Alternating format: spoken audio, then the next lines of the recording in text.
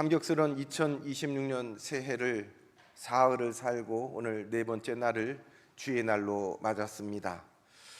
송구 영신 예배를 드리면서 혹 송구 영신 예배를 못 나오셨더라도 새해를 시작하면서 하나님 앞에 하나님 이 새해는 이렇게 살게 해주세요. 하나님 앞에 굳게 결심하고 마음에 새기고 우리 성도 여러분 사흘을 사셨고 오늘 네 번째 날입니다. 살아셨던 지난 사흘 어떻게 그 결심대로 잘 사셨습니까? 우리말에 작심 3일이란 말이 있는데 어쩌면 사흘 만에 처음 그 결심이 희미해지고 전에 지냈던 삶으로 다시 돌아간 성도는 없을까 싶습니다. 이 사흘이 지나서 네 번째 되는 이 주일에 우리 하나님께서 우리의 심령을 새롭게 하시고 우리의 결단을 새롭게 하여 주셔서 새롭게 새 시간을 살아갈 수 있는 은혜 주시기를 주님의 이름으로 축원합니다. 나를 새롭게 하고 우리를 새롭게 하고 또 주님 닮아게 할 수 있는 능력이 우리 하나님 앞에 있는 줄로 믿습니다. 나를 바꾸어서 살려고 하는데 좀처럼 잘 되지 않는 것들이 있다라 그러면 그것이 무엇일까요? 습관이 잘 고쳐지지 않습니다. 늘 해왔던 대로 그 삶의 습관과 태도가 좀처럼 바뀌지 않습니다. 어쩌면 오늘 이 자리에 앉은 우리 성도님들 자리를 쭉 보니까 제가 눈을 감고 오늘 어느 교인은 어디 앉았을 것이다 생각했는데 90% 이상 그 자리에 앉아 계시네요. 그냥 나도 모르게 교회 오면 문 열고 오면은 이리로 안 들어오고 이리로 들어오세요. 이리로 안 들어오고 이리로 들어오고 그냥 내 자리거니 하고서 하나 앉아 있는 거예요. 이종균 집사님 여기 앉을 줄 알았어요. 이상종 장로님 거기 앉을 거 앉고 뭐 다 그대로 앉으셨어요. 뭐 자리야 여기 앉고 저기 앉고 상관없겠지만 하나님 내 믿음의 자리, 하나님과의 내 기도의 자리, 하나님 앞에 내가 새 시간을 사는데 그저 살던 대로 살게 해주세요. 그냥 이대로 살다 죽을랍니다 하는 분 있어요? 천만에요. 새 시간을 살아가는 데는 하나님 나를 하나님이 좀 새롭게 해주세요. 내 마음의 자리부터 하나님을 향한 내 기도의 자리부터 새롭게 해주세요. 그럼에도 불구하고 여러분 지난주 앉았던 그 자리 그대로 앉는 것처럼 어쩌면 내 삶도 나도 모르게 그 자리에 앉아서 하던 대로 말하고 생각한 대로 생각하고 별반 달라진 것 없이 그 자리에 와 있는 분들이 많으리라 생각합니다. 좀처럼 잘 안 되는 것 중에 하나는 누구를 사랑하는 일입니다. 하나님은 사랑이시고 우리에게 그 사랑을 보여주셨고 가르쳐 주셨고 너희가 서로 사랑하지 않으면 내 제자가 아니다. 사랑할 때 내 제자인 것을 알리라고 말씀하셨는데 참 안 되는 게 사랑입니다. 사랑하는 성도 여러분 혹시 이런 경험 있습니까? 목사님 내가 송구영신 예배 때 결심하고 다짐했는데 이 사랑하는 게 안 됩니다. 특별히 사람 사랑하는 거 용서하는 거 이거 참 용서해야 된다라고 아는데 내 마음이 안 따라옵니다. 이렇게 말하는 성도님들 계십니다. 그렇지요. 이 사랑이라는 말보다 더 어려운 것이 있다라고 그러면은 그건 아마 용서라는 말일 것입니다. 그 사람 사랑하고 싶은데 그 사람이 나에게 과거했던 그 말이 그 사랑을 탁 가로막습니다. 그 사람이 나를 쳐다보았던 그 차가운 눈빛이 그 사람이 나에게 했던 그 일이 탁 가로막혀서 사랑은 무슨 하고서 그 사람을 내 앞에서 치워버립니다. 오늘 이 말씀 본문 말씀은 바로 그 자리 사랑이 막혀있는 그 지점을 이야기하고 있습니다. 오늘 말씀을 통해서 하나님은 말씀하십니다. 사랑은 용서에서부터 다시 시작된다. 성도 여러분 오늘 이사야서 55장 우리가 6절 이하의 말씀을 우리가 보았습니다만 이 말씀을 보면 하나님은 우리에게 돌아오라라고 말씀하십니다. 돌아오라. 이스라엘 백성뿐만 아니라 2026년 첫 예배를 드리는 우리에게도 하나님 주시는 말씀은 성도야 교회야 돌아와라 라고 말씀하십니다. 6절 말씀해 보니 다정하게 부르십니다. 너희는 여호와를 만날 만한 때에 찾으라. 가까이 계실 때 그를 부르라. 이 말씀을 잘 보면 하나님 우리를 책망하는 말씀이 아니에요. 왜 그렇게 살았어? 너 아직도 그 모양으로 사냐? 너 도로 거기가 있느냐라고 책망하지 않습니다. 부드러운 말씀으로 우리를 긍휼히 여기시면서 좀처럼 사랑을 해야 되겠다, 용서해야 되겠다 싶은데 그게 안 되는 우리를 바라보면서 주님은 따뜻하게 말씀하십니다. 성도야, 안 되지. 돌아와라. 안 되니까 그대로 살아 라고 하는 것이 아니라 돌아와라 라고 말씀하십니다. 그리고 7절에는 이렇게 말씀하십니다. 악인은 그 길을 버리고 불의한 자는 그 생각을 버리고 여호와께로 돌아오라 라고 말씀하십니다. 악인은 그 길을 버리고 불의한 자는 그 생각을 버리고 여호와께로 돌아오라. 여기 중요한 말씀이 있습니다. 이 말씀을 한번 곰곰이 생각해 보세요. 하나님은 악인에게, 불의한 자에게 그 상황을 바꾸라고, 버리라고 말씀하지 않습니다. 사람을 당장 바꾸라고 말씀하십니다. 악인은 뭐를 버려요? 그 길을 버리고, 불의한 자는 그 생각을 버리고, 그 길, 그 생각을 버리라는 겁니다. 그 길과 그 생각은 무엇입니까? 내가 옳다고 붙들고 있는 그 생각, 내가 뭘 잘못했어 하는 자기 스스로를 의롭다고 생각하는 그 생각, 나는 그런 일 안 해, 나는 절대 잘못 없다고 주장하는 그 마음, 그 사람은 용서해서는 안 돼, 용서받을 수 없는 사람이라고 하는 결론 내버린 그 길을 하나님은 버리라고 말씀하십니다. 왜입니까? 그거 붙들고 있으면 우리가 하나님이 원하시는 방향으로 돌아갈 수 없기 때문입니다. 어느 초등학교에서 한 선생님이 한 아이를 불렀습니다. 뭔가를 가르쳐 주려고 아무개야 라고 불렀습니다. 그리고 이거 받으렴 하고 선생님이 이 아이에게 사탕을 하나 줍니다. 이 아이가 선생님이 준 사탕을 손에 쥐었습니다.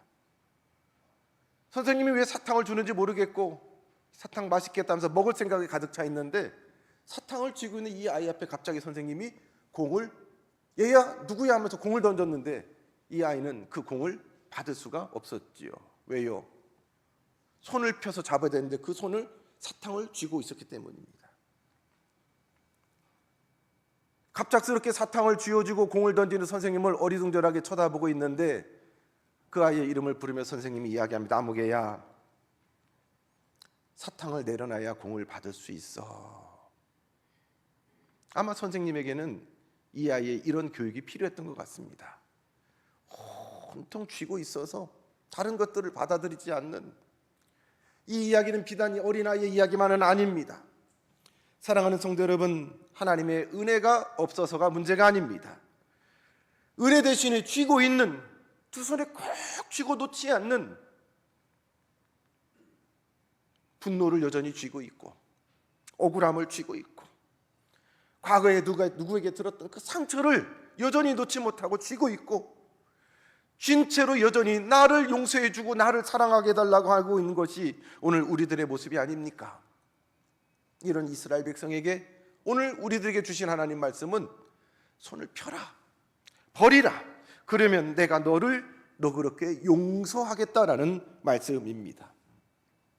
사랑하는 성도 여러분, 용서하지 않으면 우리는 이것을 쥔 채로 썩어 들어갈 수밖에 없습니다. 에베소서 4장 31절 말씀에 보면 너희는 모든 악독과 노함과 분냄과 떠드는 것과 비방하는 것을 모든 악의와 함께 버리고 라고 나와 있습니다. 여러분 그 성경을 펴셨으면 한번 보세요.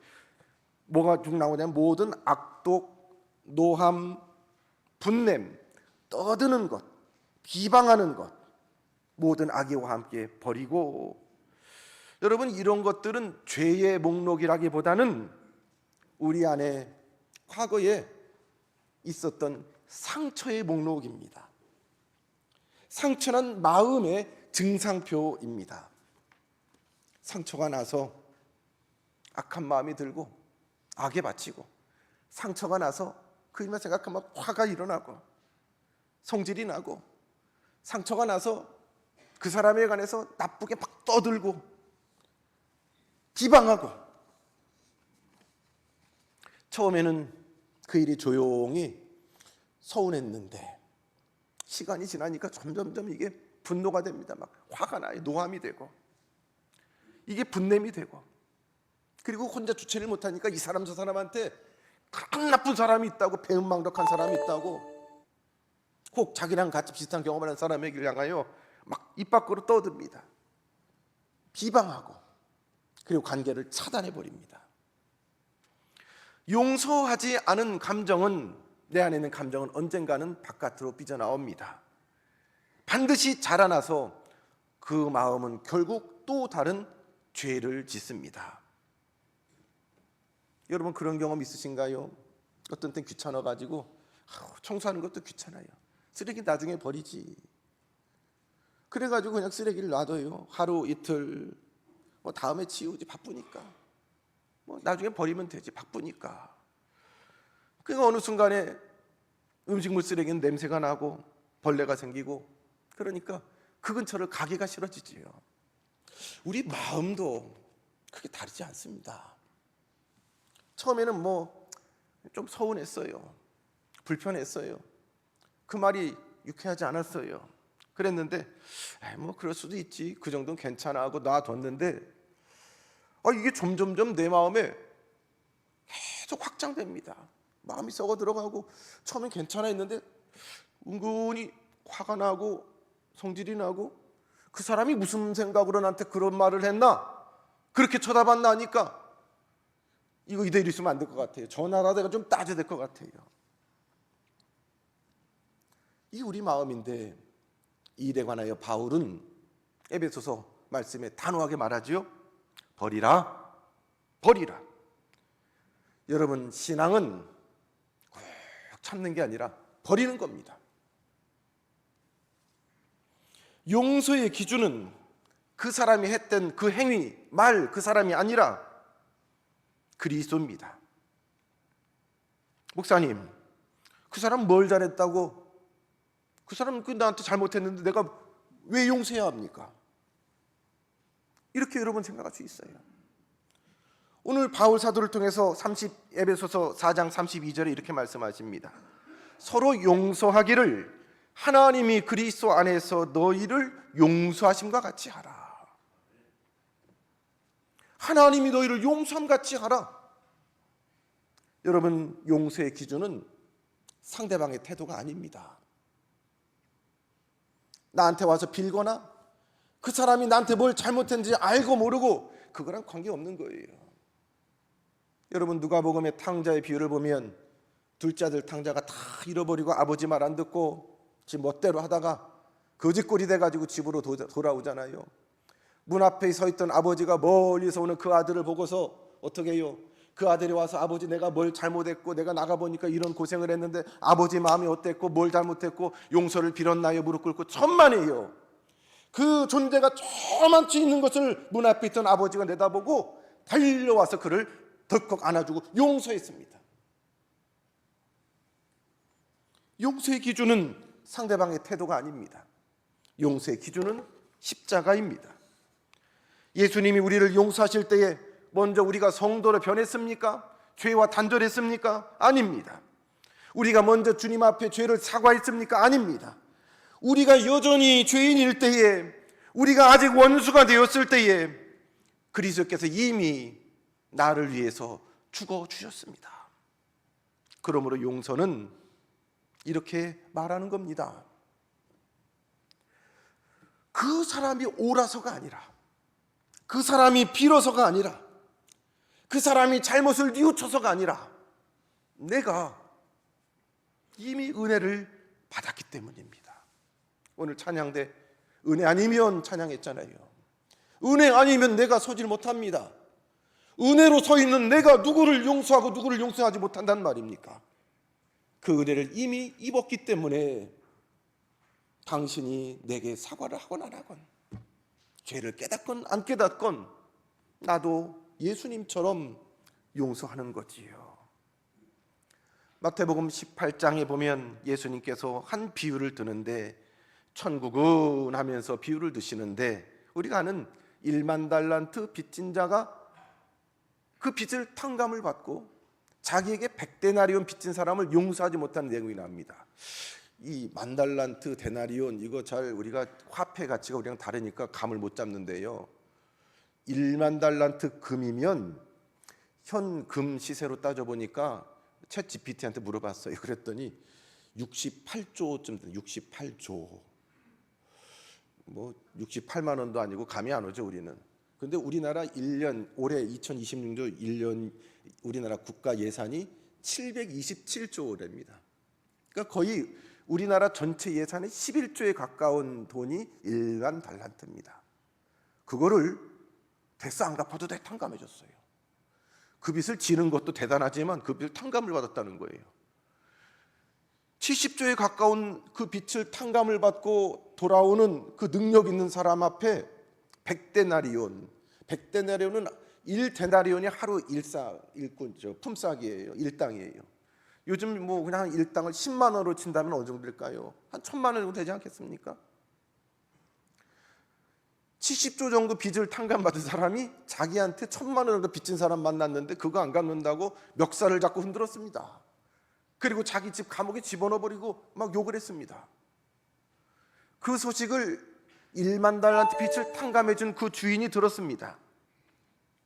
그 소식을 듣고 그 사람 다시 불러가지고 이 1만 달란트 빚을 탕감해준 그 사람이 이렇게 말합니다. 첫 마디가 뭐예요? 악한 종아, 악하다고 말씀하세요. 네가 나한테 빌기에 내가 너의 빚을 전부 탕감하여 주었거늘 내가 너를 불쌍히 여긴 것 같이 너도 그를 불쌍히 여겼어야 하지 않겠느냐라고 이야기합니다. 사랑하는 성도 여러분, 우리는 이미 1만 달란트의 빚을 하나님께로부터 탕감받은 사람들입니다. 이미 용서받은 사람들입니다. 그러므로 용서는 의무가 아니라 그 사람이 누구냐라는 정체성에 관한 문제입니다. 용서하는 사람들, 용서받은 사람들이 모여 있는 곳이 하나님 나라입니다. 이 마태복음 18장의 비유는 천국은 하고 시작합니다. 천국은 용서를 받은 사람들, 그리고 용서를 하며 사람들이 모여 사는 곳이 천국입니다. 천국 시민, 하나님 나라의 정체성은 그 사람이 용서를 받고 용서를 하며 살아가는가 그렇지 않은가, 여전히 과거의 상처를 가지고 꽉 하면서 사람을 포기하는 사람인가 아닌가에 달려 있습니다.